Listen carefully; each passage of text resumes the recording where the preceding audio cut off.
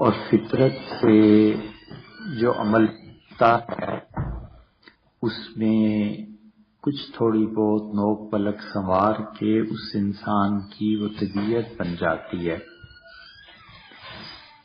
اور ویسٹ نے انہی انسانی اخلاقیات کے لیے قانون بنائے اور اس قانون کے تحت اب وہ اپنے انسانوں کی اخلاقیات کو اتنا پختہ کر چکے ہیں کہ انگریز جھوٹ بولے یہ نہیں ہوتا.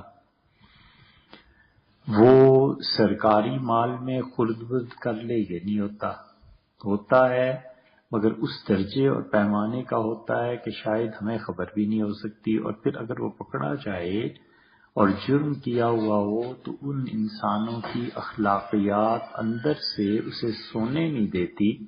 تو یہ جو نفس کی بیداری ہے اس انسان کی یہ معاشرے کو ٹھیک رکھتی ہے. اور اگر انہوں نے اس پہ قابو اس طرح پا لیا کہ ان کی نسل در نسل آئندہ چل کے صرف انسانی اخلاقیات فطرت سے پھوٹتے ہیں، اس کی تہذیب اگر ہو گئی تو پھر یہ بہت بڑی شکست ہے اس نظام کی جو مشرق میں ہے، اور جسے تربیت کا نظام کہتے ہیں. وہ ویسے بھی نہیں ہے لیکن جو تھوڑا بہت رہ گیا ہے تو ہوگا پھر تبدیلی بہت بڑی یہ آئے گی کہ ان قوموں کے اخلاقیات بن جائیں گے، چاہے قانون ہو یا نہ ہو، کوئی چیز نہ بھی ہو تو بھی وہ چوری نہیں کرے گا. سٹورز کھلے ہوئے ہیں، بجلی چلی گئی ہے، کوئی پوچھنے والا نہیں ہے، پولیس ہٹا دی گئی ہے تو بھی کوئی پوچھنے والا نہیں. اس کی ایک مثال ایسے سمجھیں کہ بیلجیم میں اب یہ جو دھماکے اور یہ چیزیں ہوئی ہیں تو اس پہ فوج آئی ہے، وگرنہ بیلجیم میں 20 سال ایسے گزرے کہ لوگوں نے کسی فوجی کی شکل نہیں دیکھی تھی. فوج کے لیے منع تھا، اور یہاں بھی کہ وہ اپنی وردی پہن کے سول میں آئے. پھر جب وہ سول میں آئے گا وردی پہن کے تو لوگ ڈریں گے کہ یہ فوج ہے، تو انہوں نے کہا ضرورت ہی نہیں ہے میں فوج کے بلانے کی، کسی کو بلانے کی. اور یہاں معاملہ یہ ہے کہ وہ چھوٹو جو گروپ ہے یا گینگ ہے کیا ہے، اس کے لیے فوج بھی آ رہی ہے اور فورس بھی آ رہی ہے. یہ سب چیزیں ان کا پھر تعلق جا کر انسانی اخلاقیات سے ہی جڑ جاتا ہے کہ وہ کیوں چوریاں کرتے ہیں، ڈاکے کیوں ڈالتے ہیں، یا تو اس لیے کہ مجبور ہیں، یا اس لیے کہ ضروریات پوری نہیں ہو رہی ہیں، اور یا اس لیے کہ تربیت نہیں ہوئی اور پیسے کی ہوس بہت زیادہ ہے کہ پیسہ کسی طرح زیادہ سے زیادہ آنا چاہیے تاکہ اس کام کو کیا جائے. یہاں پر حضرت شاہ صاحب رحمۃ اللہ علیہ بتاتے ہیں کہ دیکھو انسانی نفسیات جو ہیں، جس کا انسان قصدم موقدہ پورا ارادہ کر لیتا ہے، وہ اصل میں اس کے اخلاقیات جب جم جاتی ہیں تو وہ نفس ناطقہ اسی میں یہ چیزیں بار بار آتی ہیں. یعنی یہ جو انہوں نے دعویٰ کیا ہے کہ دیکھیے اس طرح ہوتا ہے کہ جو کام انسان پکے ارادے سے کرتا ہے یہ سب اس کی نفس ناطقہ سے اٹھتے ہیں. اور اس کی شہادت میں وہ حدیث لائے ہیں کہ حضور صلی اللہ علیہ وسلم نے فرمایا کہ انسان بدکاری کی تمنا کرتا ہے اور اعضاء اس کی موافقت کرتے ہیں، اور پھر آخر پہ پہنچ کے جب آخری مرحلہ آتا ہے تو پھر اس کی تکذیب ہو جاتی ہے یا ڈر کے وہ اس چیز سے ہٹ جاتا ہے. تو یہ انسان جو عمل بھول چوک سے کرتا ہے یہ سرسری اعمال ہوتے ہیں، اور یہ سرسری اعمال نفس ناطقہ سے نہیں اٹھتے، اصل انسان کی طبیعت سے نہیں اٹھتے. مثلا منافق آدمی ہے، کبھی سچ بول دیا، اب اس منافق نے جو سچ بولا ہے تو اس کو سچ بولنے کی ضرورت کیا پیش آ گئی تھی، وہ تو جھوٹا ہی تھا، لیکن کبھی ہو گیا خدا کا خوف آیا کر لیا. جیسے کسی نے زندگی بھر نماز نہیں پڑھی، اب رمضان میں دیکھا سب لوگ نماز پڑھ رہے ہیں تو کبھی خدا کی اطاعت کا خیال آ گیا. یہ سرسری اعمال جو ہیں یہ وہ چیزیں ہیں جو عارضی صفات کہلاتی ہیں. جیسے آپ دیکھیے عارضی صفت ہے، کسی نے کہا کہ پاکستان کرکٹ میچ جیت گیا، وہ ایسا آدمی جو کبھی نہیں ہنستا اس موقع پہ خوش ہو جائے گا، ہنس جائے گا، یہ عارضی چیز ہے. اصل چیز اس کی طبیعت میں کیا ہے؟ اصل چیز یہ ہے کہ وہ لوگوں کے ساتھ خوشی سے پیش نہ آئے. تو اس لیے شاہ صاحب رحمۃ اللہ علیہ فرماتے ہیں کہ دیکھو یہ جتنے اعمال ہیں انسانوں کے اخلاقیات کی طرف لوٹتے ہیں، اور اس کا ایسے پتہ چل جاتا ہے کہ جیسے پودا دیکھ کے مالی یہ پیشن گوئی کر دیتا ہے کہ یہ پودا آئندہ چل کے ایسے ہوگا. وہ بتاتا ہے کہ درخت جو ہے اس کے بڑھنے کے کیا امکانات ہیں. پتے جب پھوٹتے ہیں تو کہتے ہیں جی اس کے تو پتے ہی بتاتے ہیں کہ ہو نہار بروا کے ہرے ہرے بات، کہ وہ چکنے پتے ہیں اور یہ یقیناً درخت اٹھ جائے گا۔ تو شاہ صاحب رحمۃ اللہ علیہ کہتے ہیں کہ اسی طرح تم دیکھو گے، دوسری اس کی مثال دی ہے کہ جو ہجڑے ہوتے ہیں، فرمایا ان کا مزاج ہی بچپن سے ایسا ہوتا ہے کہ مرد ہونے کے باوجود عورتوں جیسی حرکتیں کرتے ہیں، انہیں جیسے کپڑے پہننا، انہیں جیسے مٹکا مٹکا کے باتیں کرنا۔ تو جو لوگ نفسیات کے ماہر ہوتے ہیں وہ کہتے ہیں کہ اس کی تربیت کی جائے، اور اگر اس کی تربیت نہیں ہوگی تو بڑے ہو کر یہ لڑکا ہجڑا بن جائے گا۔ اگر تربیت نہیں ہوگی تو وہ اس کو شروع سے ہی مردانہ طاقتوں کی طرف اور مردانہ اعمال کی طرف لاتے ہیں، کیونکہ اس کا حال خراب ہو جانا ہے۔ تو شاہ صاحب رحمۃ اللہ علیہ نے ان چیزوں کی مثالیں اسی لیے دی ہیں کہ لوگ اس چیز کو سمجھیں، اور اسی طرح آخر پر فرماتے ہیں کہ یہ جو چیزیں ہوتی ہیں ایسی ہوتا ہے جیسے ڈاکٹر طبیب حکیم یہ سمجھ جاتا ہے کہ بچہ اگر اپنے مزاج پر جوان ہوا تو یہ طاقتور ہوگا، جس کا مزاج چلتا رہا تو یہ کمزور ہو جائے گا، اور ہوتے ہوتے اس انسان نے مر جانا ہے اور اس انسان نے قوی اور توانا ہو جانا ہے۔ اور پھر دوسرے نمبر پہ وہ بات کرتے ہیں کہ اعمال جو ہیں اور اخلاق ایسے نہیں ہے کہ یہ چیزیں ختم ہو جائیں، بلکہ وہ انسان کی طرف لوٹ کر واپس آتے۔ اصل باتیں دو ہیں، ایک تو یہ ہے کہ جو چیز عارضی طور پر طاری ہوتی ہے اسے کہتے ہیں حال۔ صوفیہ کی اصطلاح میں بھی یہی ہے کہ ایک چیز عارضی طور پر طاری ہو گئی، یہ حال ہے۔ عارضی طور پر دل اس طرف چلا گیا کہ جھوٹ بولیں، معاذ اللہ استغفر اللہ، یہ اس کا حال ہے، بس جھوٹ کی تمنا پیدا ہو گئی دل میں کہ کرو۔ کسی ظالم انسان کو ترس آ گیا کہ نہ اس کی توہین کرو، یہ چیز حال ہے اس کا، اور یہ حال کا کبھی کبھی غلبہ ہو جاتا ہے، اور حال وہ چیز ہے جس میں دوام اور استقرار نہیں ہوتا، حتیٰ کہ انبیاء علیہ السلام پر کبھی حال کا غلبہ ہو جاتا ہے۔ سیدنا عمر رضی اللہ عنہ روک رہے ہیں، بار بار عرض کر رہے ہیں کہ اللہ کے رسول یہ منافقوں کا جنازہ نہ پڑھیے، یہ عبداللہ ابن ابی ایسا ایسا ایسا ایسا، اور خدا نے منع کر دیا یہ، فرمایا اللہ نے 70 بار منع کیا ہے نا، 71 بار تو میں استغفار کر دوں گا۔ حالانکہ جانتے تھے کہ یہ سب چیزیں کیا ہیں، وہ حال جو تھا رحمت کا غلبہ تھا حضور صلی اللہ علیہ وسلم پہ، یہ حال جو ہے اس کو استقرار نہیں ہوتا، اور جب یہ حال کسی شخص کے مزاج میں رچ بس جائے اور تربیت اور اللہ کے ذکر سے یہ چیز پختہ ہو جائے تو اسے صوفیہ کہتے ہیں کہ اس میں ملکہ پیدا ہوگی۔ ٹھوکر نہایت شدید لگتی ہے مشائخ کو کہ وہ حال پہ خلافت دے دیتے ہیں، یہ جو حال پہ خلافت دے دیتے ہیں یہ سب تباہی بربادی پہ جاتی ہے۔ اصل جو مشائخ ہوتے ہیں وہ کہتے ہیں یہ حال اٹھے اور ملکہ بن جائے، اس کا طبیعت میں راس ہو جائے کہ ایک مرتبہ ایک آدمی نے مثلا انتقام، ایک نے تھپڑ مارا دوسرے نے تھپڑ مار دیا، پھر اس نے تھپڑ مارا اس نے معاف کر دیا، شیخ سمجھتا ہے کہ یہ حال ہے، اس کا عادت نہیں ہے، پتہ اس دن چلے گا جب 10 تھپڑ مارنے والے ہوں اس کے باوجود نہ بولے، تو اب پتہ چلتا ہے کہ یہ حال نہیں رہا، یہ ملکہ ہو گیا، اس کا راس ہو گئی ہے طبیعت، اف اور درگزر روح میں بیٹھ گیا ہے۔ وہ وقت ہوتا ہے جب مشائخ کی خلافت اور ان چیزوں کے لوگ حال ہوتے ہیں۔ حال پہ خلافت دے دینا یہ بڑی شدید غلطی ہے۔ اب ایک آدمی نے 10 خواب دیکھ، اچھا خواب دیکھا، پھر اچھا دیکھا، پھر اچھا دیکھا، اب یہ ایک حالت ہے، کیفیت ہے، ٹھیک ہے چل رہی ہے، چلنے دو اسے۔ اب ایک آدمی کا ملکہ یہ بن جاتا ہے کہ ذکر اذکار کی کثرت سے اس کو کشف ہونے لگتا ہے، یہ چیزیں ہوتی ہیں۔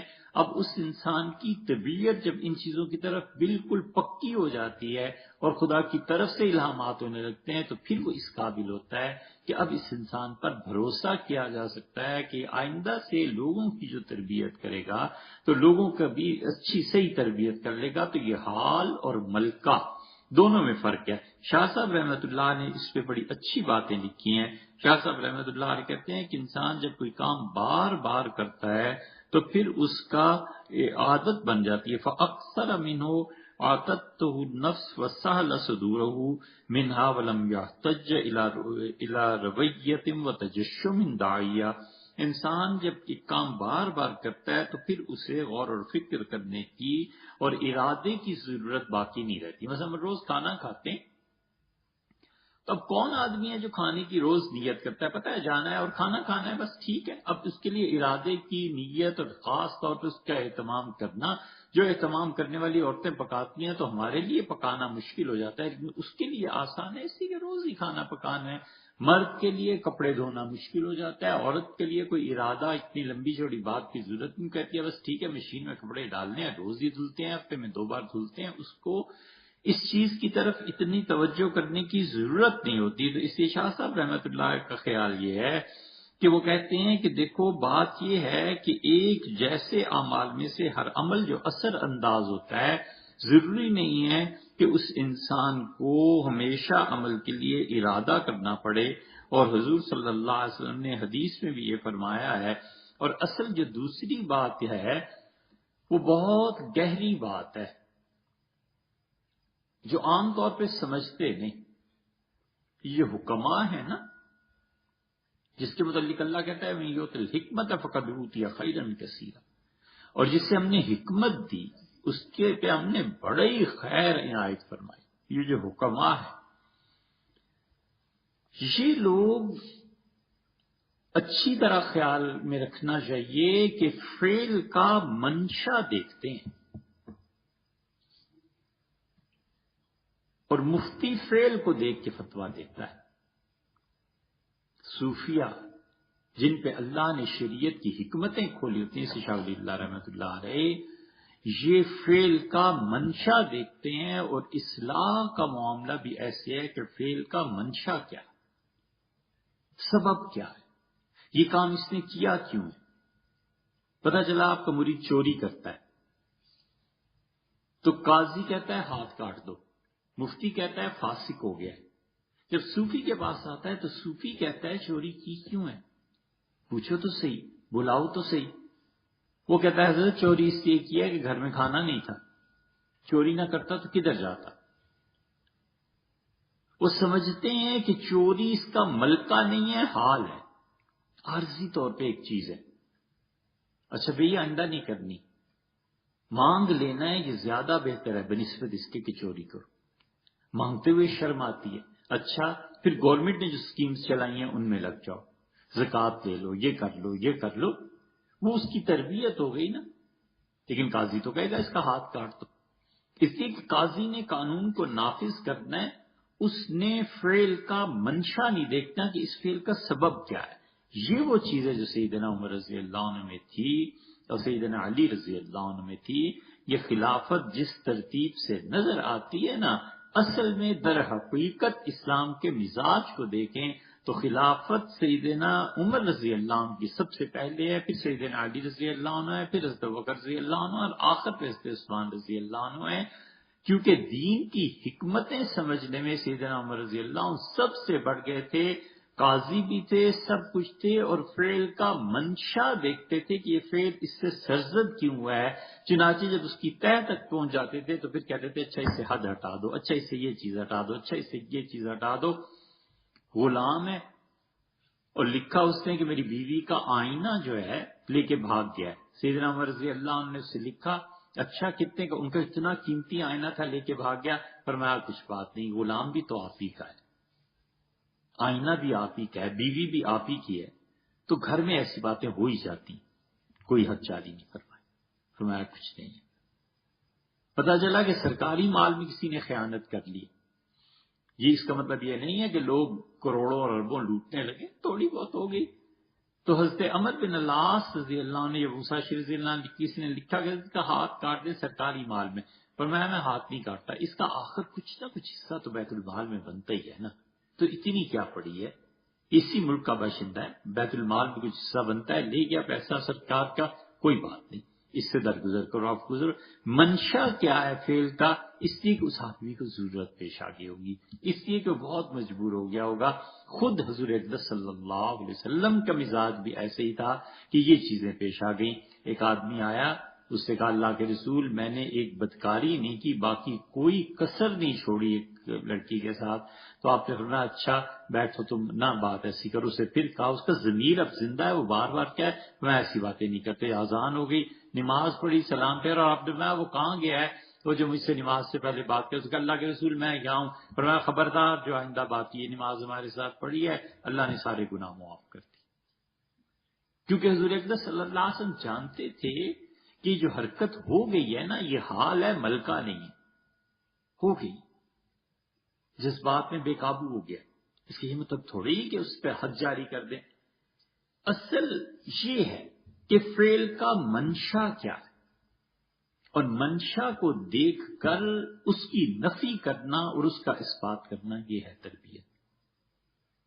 اب مثلاً باپ کہتا ہے روزانہ یہ بیٹا گھر دیر سے آتا ہے، ہمیشہ 11-12 بجا دیتا ہے، آ جائے تو ذلیل کرو اسے، سخت ڈانٹ پڑتی ہے. پھر کہتا ہے گھر سے نکال دو. پھر کہتا ہے اچھا اس طرح آئندہ سے نا بیگم دروازہ بند رکھنا، جو مرضی کرے، وہ بیچارہ کہیں جاتا، جاؤ دوستوں کے یہاں سو جاؤ. تربیت اگر کرنی ہو تو منشا دیکھنا کہ بچہ دیر سے آتا کہ بڑی خاموشی سے. پھر جو بڑا پہاڑ آگے آ جاتا ہے بدگمانی ہے کہ یہ ضرور پیتا پلاتا ہوگا، یہ ضرور 9 سے 12 پہ پتہ نہیں اب ہوتے ہیں یعنی شو پہلے ہوتے تھے، یہ ضرور رات کے شو میں جاتا ہوگا، یہ ضرور یہ حرکت کرتا ہوگا. یہ بدگمانی کا پہاڑ ہٹا کے اصل دیکھے کہ وجہ کیا ہے، اس کے شواہد اور قرائن مل جائیں. اب وہ کہتا ہے اچھا اصل مسئلہ یہ ہے کہ بیٹے کو گپ شپ کی عادت ہے، وقت فارغ ہوتا ہے تو اس لیے گپے مارنا چاہتا ہے. اچھا کہ کوئی اچھی بات سننا چاہتا ہے، باپ کہتا ہے اچھی بات سننا چاہتا ہے مجھے محنت کرنی پڑے. اچھا بیٹے آؤ کل سے بیٹھیں گے امام غزالی پہ بات، کل سے سعدی پہ بات کے فلانے پہ بات کریں گے. بچے کے مزاج کی جب باتیں گھر میں ملنے لگتی ہیں باہر جانا چھوڑ دیتا ہے، اس لیے کہ اس نے سبب دریافت کر لیا کہ اصل سبب کیا تھا اس کا. اچھا بچہ پیسے چوری کرتا ہے، ماں نے 1000 روپیہ دیا فلاں چیز خرید لاؤ، 950 کی خرید لایا، 50 روپے جیب میں ڈال دیے. اب وہ کہتی ہے یہ تمہارا بچہ جو ہے نا یہ پیسے کیوں جیب میں ڈالتا ہے. اب ایک صورت یہ ہے کہ ماں چڑھ دوڑے اور ساری عزت بے عزتی سب ایک کر دے، اور ایک یہ ہے کہ وہ کہتا ہے بیٹے آپ کو پیسے چاہیے نا تو آپ ایسے کیا کریں کہ پیسے کس کے لیے چاہیے آپ کو، ضروریات کے لیے. ہر مہینے بیٹے مہینے میں کتنی مرتبہ سودا لاتا ہے 200، کہتا ہے بیٹے 300 روپے ہر مہینے مجھ سے لے لیا کریں. اللہ کی پہلے آپ کو پتہ ہی ہے پھر وہ بولتی ہیں. اس کو شرمندہ کیے بغیر اس کا جو اصل فعل کا سبب اور منشا تھا اس کو جڑ سے اکھیڑ دیں. یہ ہے حکمت. تھپڑ مارا، ریئیکشنری، آگے سے دوسرا تھپڑ آ گیا. ایک آدمی تھپڑ سہ لیتا ہے، کہتے کوئی نہیں ہو گئی نا مار لیا بس ٹھیک. پھر وہ سوچتا ہے کہ آج مجھ پہ یہ ظلم ہے نا، کل سارے محلے پہ یہ ظلم کرے گا، ایسی تدبیر کرو کہ سال بعد اس کا ہاتھ ہی کاٹ دے. وہ تھپڑ مارنے والا بھول جاتا ہے کہ میں نے کسی کو تھپڑ مارا تھا، پتا اس دن چلتا ہے جب ہاتھ ہی کاٹ دیتا ہے اگلا. اور ایسی وہ سکیم تیار کرتا ہے کہ اس کے وہم و گمان میں بھی نہیں ہوتی کہ کہاں سے کس نے ہاتھ مجھے پکڑ لیا ہے. یہ چیز ہو جاتی، یہ حکمت کی چیز ہے، یہ تربیت کی چیز ہے. اور پھر اس کے بعد جو اصل بات اس سے بھی گہری ہے، یہ پرت در پرت ہے تربیت، یہ حکمت کی تہیں ہیں، بہت گہری بات ہے. ایک بار تو ہم نے اپنے حضرت رحمت اللہ علیہ سے کچھ چیزیں پوچھی کہ یہ کیا ہے، تو جملہ تو انہوں نے ایک ہی فرمایا لیکن کمال کی بات کی، ایسی کمال کی بات کی کہ کتاب لکھی جا سکتی ہے اس میں. فرمایا عناصر متغیر نہیں ہوتے، عناصر متغیر نہیں ہوتے، اس کی تہذیب ہو جاتی ہے تغیر نہیں آتا. یہ کمال کی بات، ایسی بات ہے جو اب خیال آتا ہے کہ ایسے لوگ دنیا میں کام ہوں. جو بات انہوں نے کی وہ اصل میں یہ ہے کہ حضور اقدس صلی اللہ علیہ وسلم نے فرمایا بچہ جب اپنی ابتدائی حالت میں ہوتا ہے تو ان اللہ وکل ملکم بالرحم، اللہ ایک فرشتے کو اس بیٹی کے ساتھ کر دیتا ہے، بچی کے ساتھ. اور وہ کہتا ہے رب نطفہ، اللہ ابھی بچہ اپنی بالکل ابتدائی حالت میں ہے. پھر 40 دن جب گزر جاتے ہیں تو کہتا ہے اے رب علقہ، بار بار عرض کرتا ہے کہ میرے پروردگار یہ اب جمع ہوا خون بن گیا. پھر وہ کہتا ہے 40 دن کے بعد اے رب مضغہ، اللہ اب یہ بوٹی کی طرح بننے لگا ہے. جب 3 چلے پورے ہو جاتے ہیں 120 دن، ماں بھی اس کی حرکت محسوس کرتی ہے یا نہیں کرتی؟ نہیں کرتی، اس کا اندر مردہ ہو گیا، اور کرتی ہے تو اس کے اندر زندہ ہے بچہ.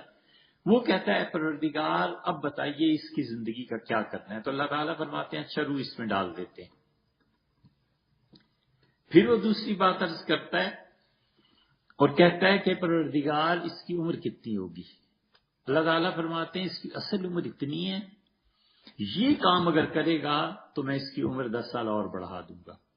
اصل عمر اس کی اتنی ہے، اگر اس نے یہ گناہ کیا نا تو اس کی نحوست سے یہ مر جائے گا، اس کی عمر کم ہو جائے گی.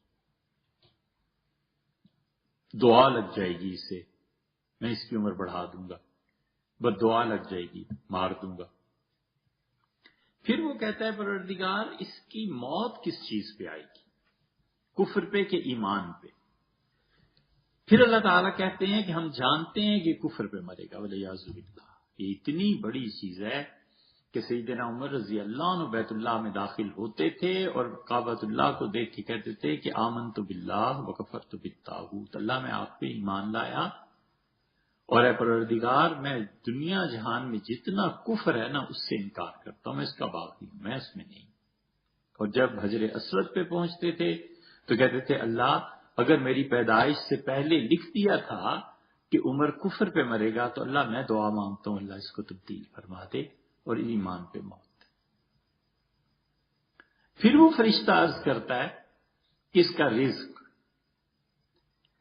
پھر وہ فرشتہ عرض کرتا ہے کہ اللہ مرے گا کہاں؟ تو جس جگہ کی نشاندہی ہوتی ہے وہاں کی مٹی اٹھا کر اس کی روح یا جسم یا جو چیز ہے اس کے ساتھ ملا دی جاتی. اور رسول اللہ صلی اللہ علیہ وسلم اسی لیے تم دیکھتے ہو کہ مرنے والا اچانک اس کو اس کے کام پیش آ جاتا ہے بغیر کسی وجہ کے، ایک کام پہ چل پڑتا ہے اور اس زمین پہ پہنچ کے مر جاتا ہے، اس زمین پہ پہنچتا ہے اور مر جاتا ہے. مسلمی میں معروم رحمۃ اللہ علیہ نے عجیب قصہ اس پہ لکھا ہے، تو قصے ہی کہانی ہے لیکن سمجھانے کو لکھا ہے کہ کیا چیز تھی. حضرت سلیمان علیہ الصلوۃ والسلام کے دربار کا لکھا ہے کہ وہاں ایک وزیر تھا اور حضرت اسرائیل علیہ السلام بھی آئے تھے. تو وہ وزیر جو تھا وہ فرشتے جنات سب ایک دوسرے سے باتیں کرتے تھے. تو اس نے کہا حضرت سلیمان علیہ السلام سے کہ حضرت بڑی آج تکلیف میں دن ہے. ان کا کیا ہوا؟ ان کا اسرائیل علیہ السلام سامنے کھڑے ہیں اور گھور رہے ہیں صبح سے، مجھے بار بار بڑا ڈر لگتا ہے کہ یہ اپنا کام نہ کر لیں. تو سلیمان علیہ السلام نے فرمایا کہ اچھا تو تم بتاؤ کیا؟ اس نے کہا حضرت ہوا کو کہیں مجھے ہندوستان چھوڑا ہے. وہ ہندوستان چھوڑائی اسے ہوا اڑا کے یہاں لے آئی. اگلے دن وہ آیا نہیں اور حضرت نے پوچھا اسرائیل علیہ السلام سے کہ کیا ہوا؟ اس نے کہا حضرت حکم ہوا تھا ہندوستان جس کی روح نکالنی ہے. میں اسے بار بار دیکھ کے حیران تھا کہ یہ یہاں کھڑا ہے فلسطین میں، ہندوستان میں کب جائے اور اس کی روح نکلے. اس نے خود ہی کہا کہ حضرت یہ کریں، تو جب وہاں پہنچا تو ہم نے روح لے لی. تو یہ بات اس میں جب یہ چیزیں ملتی ہیں تو انسان کی سرشت ڈال دی جاتی ہے، عناصر اربع میں سے ایک عنصر ڈال دیا جاتا ہے. حضرت رحمۃ اللہ یہ کہا کہ عناصر متغیر نہیں ہوتے، تہذیب ہوتی ہے. اس میں آگ ملا دی جاتی ہے. جب آگ ملا دی جاتی ہے تو ساری زندگی اس انسان کا غصہ اللہ کی پناہ، بات بے بات پہ، آواز بلند، حکم پکا، سوچ سمجھ کے فیصلہ نہیں ہٹنا. یہ آگ اس مزاج میں ملا دی جاتی. مشائخ اس مزاج کو سمجھ جائیں اسی طرح تربیت کرتے ہیں. انہیں پتا ہوتا ہے کہ اس کا غصہ ختم ہونے والا نہیں، وہ بس تہذیب کر دیتے ہیں کہ دیکھو قابو رکھنا ہے، کنٹرول، عدل، انصاف، یہ چیز. حتیٰ کہ انبیاء علیہ السلام اس سے مستثنا نہیں. حضرت موسیٰ علیہ السلام کے مزاج میں آگ تھی. نتیجہ یہ نکلا کہ انہوں نے تو اچھی نیت سے کیا، اپنے بنی اسرائیلی کی مدد کی اور فرعونی کو ایک تھپڑ مارا، فقضا علیہ، وہیں مر گیا. انہوں نے کہا اے پروردگار یہ کیا ہو گیا، میں نے تو تھپڑ مارا تھا اپنی قوم کی اس غیرت میں، یہ کیا ہو گیا؟ فاغفر لی، اللہ معاف کر دے، اللہ نے اسے معاف کر دیا۔ اگلے دن پھر وہ جھگڑ رہا تھا تو دوسرے فرعونی کی باری آ جانی تھی، اس نے کہا ترید ان تقتلنی کما قتلت بالامس، آج میری شامت لانی ہے جیسے کل ایک کو مار چکے ہو۔ تکون جبارن فی الارض، زمین پہ جبر کا نظام یہ قائم کرنا چاہتے ہو موسیٰ علیہ السلام سے؟ کہ کیا کرنے لگے، مجھے مارنے لگے؟ اللہ تعالیٰ فرمایا جاء رجل من اقصى المدینہ، ایک آدمی بھاگتا ہوا آیا، اس کا ان الملأ یأتمرون بک، لوگ تیرے بارے میں سردار بیٹھے ہوئے ہیں، مشورہ ہو رہا ہے کہ کل جو قتل ہوا تھا اس کے عوض میں آپ کو ختم کر دیا جائے، فاخرج انی لک من الناصحین، اس بستی کو چھوڑ دے، میں تیرا بڑا ہی خیر خواہ۔ بے آب و گیا، آگے سارے صحرا ہیں کہ وہ کوئی چیز نہیں ہے، شہزادوں کی طرح وہ پلا ہے۔ اللہ فرماتا ہے فلما بلغ اشدہ آتیناہ حکما وعلما، اور جب اپنی جوانی اور طاقت کو پہنچا موسیٰ علیہ السلام، ہم نے اسے علم دیا، ہم نے اسے عقل دی۔ اور تورات میں بھی آتا ہے کہ فرعون نے خاص طور پہ لوگ رکھے جو اس شہزادوں کی طرح پرورش ہوئی، اور اب وہ جا رہا ہے اور کچھ چیز اس کے پاس نہیں ہے، نہ آگے کا پتہ ہے کہاں جانا ہے، کیا کرنا ہے، اور نہ پیسہ ہے نہ کچھ ہے، اور ایک جگہ پہنچ کے اس نے دیکھا، اب وہ طاقت اور قوت تھی نا، اس نے کہا یہ ساری اتنی لائن کیوں لگی ہوئی ہے، دو لڑکیاں تم کیوں لگ کھڑی ہو؟ انہوں نے کہا اس لیے کہ یس دیر الرعاء، مرد پانی پلا کے جانوروں کو چلے جائیں تو پھر ہم پانی پلائیں گی، مردوں کی طاقت اور غلبہ ہے۔ موسیٰ علیہ السلام آگے بڑھے، لوگوں کو ایک ہاتھ سے ہٹایا، پانی پلایا اور کہا جاؤ، اور وہ چلی گئی گھر۔ حیران رہ گئے شعیب علیہ السلام کی بیٹیاں اتنی جلدی پانی پلا کے آ گئی ہیں، اور اللہ فرماتا ہے کوئی چیز اس کے پاس نہیں تھی، ایک درخت کے نیچے بیٹھ گیا اور کہتا رب انی لما انزلت الی من خیر فقیر، اللہ آج کے دن جو بھی عنایت، جو بھی مہربانی ہو میرے پروردگار، آج کے دن میں فقیر ہوں، اللہ میں مانگنے والا۔ فقیر اور منگتے میں فرق ہے نا، بڑا فرق ہے۔ منگتا روز مانگتا ہے اور اپنی جیسی مخلوق سے مانگتا ہے، فقیر روز مانگتا ہے اور ایک سے مانگتا ہے۔ اس کے لما انزلت الی من خیر، جو چیز آپ دے دیں نا، فقیر، اے پروردگار آج فقیر ہوں، آپ ہی سے مانگنا ہے بار بار۔ طاقت، قوت، غصہ اتنا شدید کہ وہ قتل ہو گیا، اور اب جا رہے ہیں واپس مصر، کہتے ہیں پروردگاروں میں کر آیا تھا ایک قتل، تو کیا اللہ نے فرمایا نہیں جاؤ ہم تمہاری حفاظت کریں گے؟ حتیٰ کہ نبوت مل گئی، تورات لائی، تورات پہ یہودیوں کے اعتراض ہے کہ کیسی تورات ہے، اتنے سخت حکم، اللہ نے کہا کہ اچھا 70 آدمیوں کو لیا، واختار موسیٰ، حضرت موسیٰ علیہ السلام نے 70 آدمی اپنی قوم سے چنے، سردار بڑے بڑے قبائل کے لے گئے، اور جا کے طور پہ بٹھایا، آواز آئی کہ تورات ہم نے بھیجی ہے۔ تو انہوں نے کہا یہ بھی ایک شرارتی دماغ تھا، ان کا موسیٰ علیہ السلام سے، موسیٰ ایسے تو نہیں کہ پہلے سے تم نے کسی کو پہاڑ کے پیچھے بٹھا دیا اور وہ پیچھے سے بول رہا ہو۔ اللہ تعالیٰ کو اس پہ بڑا شدید غصہ ہے، اللہ فرماتے ہیں ہم نے موت دے دی۔ جب موت دے دی وہ مر گئے، تو موسیٰ علیہ السلام نے کہا بما فعل السفہاء منا، اللہ یہ تو بے وقوف گدھے ہیں، جو کچھ انہوں نے بات کی تھی آپ نے اس پہ موت دے دی کہ میں جاؤں گا تو قوم میرے ساتھ پھر کیا کرے گی؟ ان ہی الا فتنتک، اللہ یہ ساری تیری آزمائشیں، تو نہیں آزمائش میں ڈالا ہوا ہے سب کو۔ بات کوئی کہہ سکتا ہے اللہ سے؟ اس کی حقیقت کھلتی ہے مسند احمد کی روایت سے، حضور صلی اللہ علیہ وسلم جب معراج سے واپس، ہر طرف ادب ہی ادب تھا، اتنا ادب ہے، سلم علیہ ابو کا، انہیں سلام کیجئے، یہ آپ کے والد، یہ آپ کے یہ ہارون کو، موسیٰ کو سلام، فلاں کو سلام، اتنا ادب ہے۔ حتیٰ کہ رسول اللہ صلی اللہ علیہ وسلم میں ایسی جگہ پہ پہنچا جہاں نظر میں ادھر ادھر نہیں کر سکتا تھا، اتنا ادب کا قرآن کہتا ہے نا ما زاغ البصر وما طغى والنجم اذا هوى ما ضل صاحبكم، تمہارے دوست جو ہیں محمد صلی اللہ علیہ وسلم یہ بھی غلط راہ پہ نہیں چل پڑے تھے۔ اور پھر کہتا ہے کہ اللہ تعالیٰ نے ما زاغ البصر وما طغى، اور نگاہ اپنی جگہ سے ہٹ نہیں سکی، اتنے ادب کا مقام۔ اس ادب کے پورے آسمانوں کے ماحول میں حضور صلی اللہ علیہ وسلم فرماتے ہیں میں نے جو سنا تو ایک آدمی اونچا اونچا بول رہا تھا، کہہ رہا تھا یہ بھی میرے بعد آیا ہے ایک لڑکا تھا، اور اس کی نبوت مجھ سے زیادہ ہو گئی، اس کا مقام مجھ سے زیادہ، اس کی امت بھی مجھ سے زیادہ آپ نے کر دی ہے، یہ آپ نے کیا کیا ہے، مجھ میں کون سی کمی تھی؟ تو میں نے جبریل سے کہا کہ جبریل یہ اتنا اونچا اونچا کون بول رہا ہے؟ انہوں نے کہا یہ موسیٰ علیہ السلام بول رہے. آتبہ کا لفظ آیا ہے محبت سے ناراض ہونا، عتاب اسی کہتے ہیں محبت سے.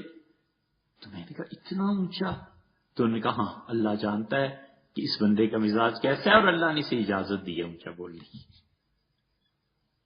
وہ جو مزاج میں ہے نا، بچے کے مزاج میں کبھی کبھی مٹی مل جاتی ہے، مٹی سے بنا ہوا ہوتا ہے، ایسی عاجزی ہوتی ہے، سارے شرارتیں کریں کچھ کریں، یہ عاجز بیچارہ ایک طرف کونے میں بیٹھا ہو، کوئی دو مار بھی لے تو اچھا یار تیسری بھی مار لے.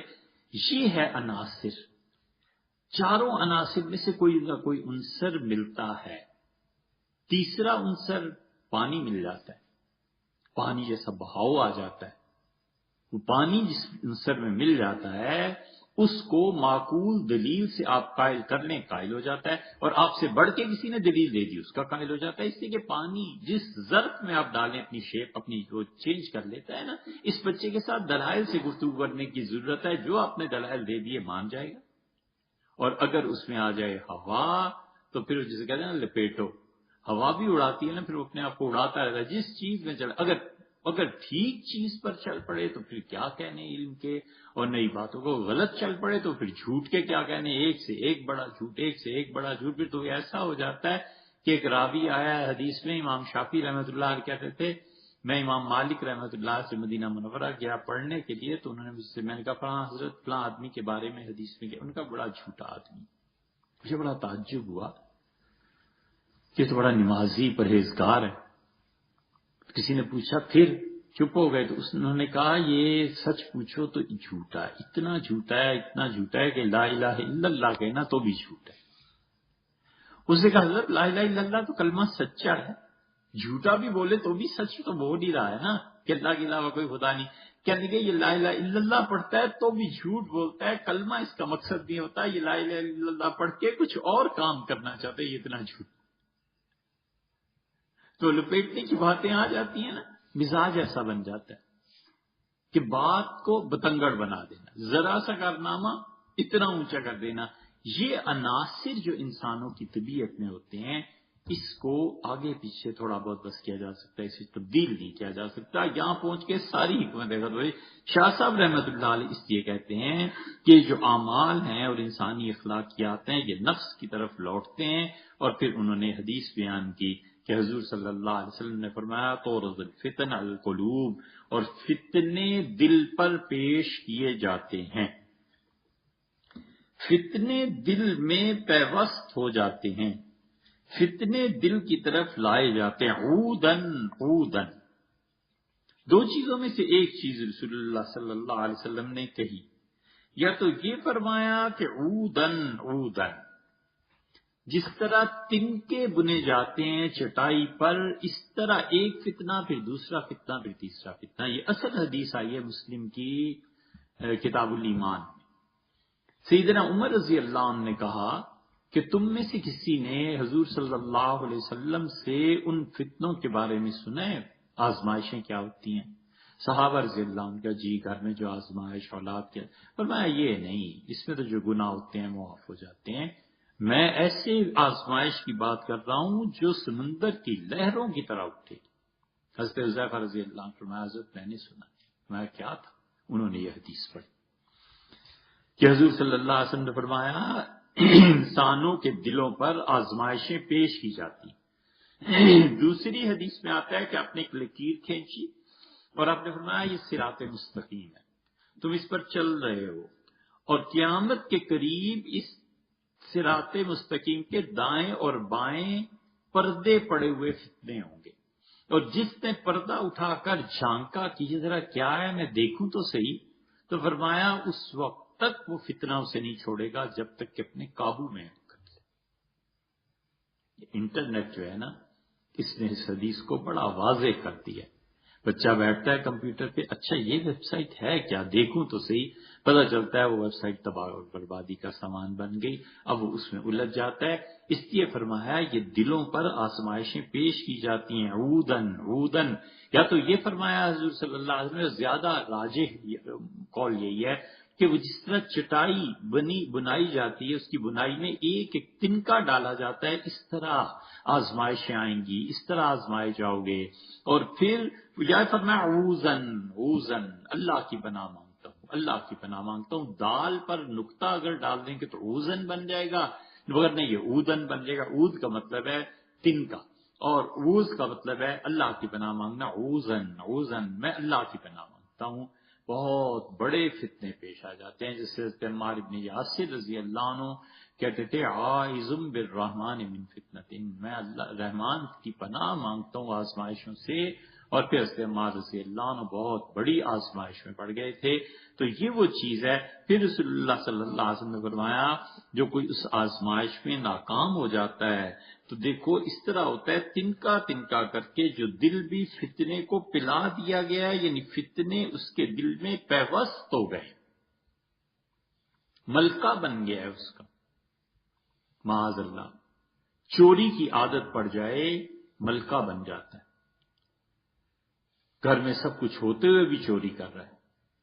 مانگنے کی عادت پڑ جائے ملکہ بن جاتا ہے۔ کتنی عورتیں ایسی ہیں مانگ کے اپنے بچوں کی پرورش کی، جب بچے کمانے کے قابل ہو گئے پھر بھی وہ پچھلے زمانوں میں سر پہ برقع رکھتی تھی، اب ویسے ہی نکل جاتی ہیں مانگنے کے لیے، عادت پڑ جاتی ہے۔ یہ وہ چیز ہے، حضور صلی اللہ علیہ وسلم نے فرمایا فتنے کو دل پی لیتا ہے اور پیوست ہو جاتا ہے۔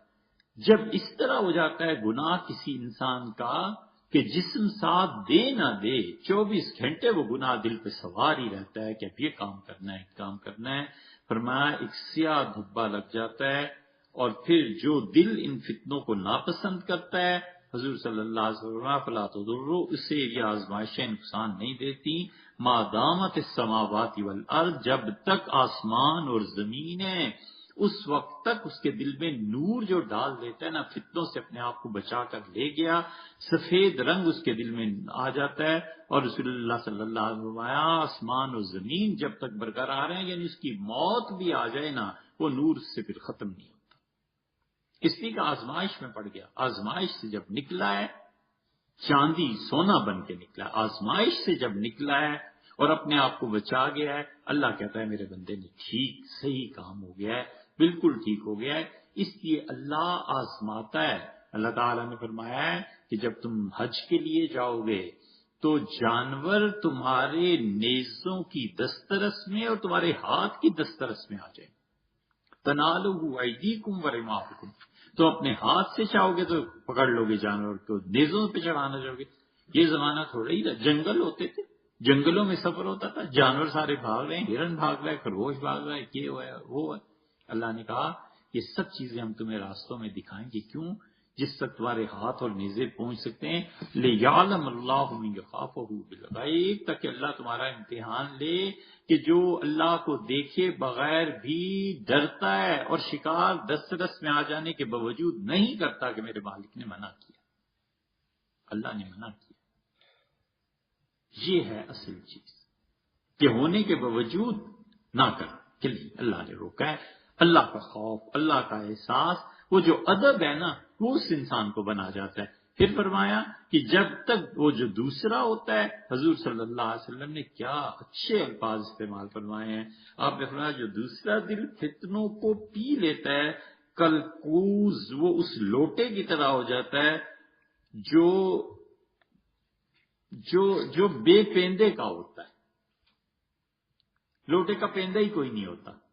یہ تو آسانی سے سمجھ میں آئے گی، وہ اسمبلی کا اجلاس تھا تو ایک آدمی لوٹے تقسیم کر رہا تھا، تو بے پیندے کا ہوتا ہے نا، جس پارٹی میں جس سے آفر ہوئی ادھر ہی چلا گیا، جس سے بلایا ادھر ہی چلا گیا، وفاداری نہیں ہوتی۔ فرمایا وہ آدمی ایسا ہوتا ہے کہ اس کو فتنوں کی محبت میں اس کا دل گرفتار رہتا ہے، اور پھر وہ سیاہ مٹیالہ ہو جاتا ہے، اور نہ نیکی کو پہچانتا ہے نہ برائی کو پہچانتا ہے، وہ تو لوٹا ہو جاتا ہے۔ پھر نیکی میں فائدہ ہے نیکی کر لی، گناہ میں فائدہ ہے گناہ کر لیا۔ اگر وزیر اعظم کو دمبا بکرا گائے دینے میں کوئی 4 پیسے بنتے ہیں اور روپ کا وہ دے دی، اور جس دن وزیر اعظم کے خلاف ووٹ میں فائدہ، اس کو ووٹ دوسری طرف ڈال دیا۔ یہ سب چیزیں ہیں رسول اللہ صلی اللہ علیہ وسلم. دل جو ہے نا بے پیندے کی سرائی ہو جاتی ہے، بے پیندے کا لوٹا ہو جاتا ہے.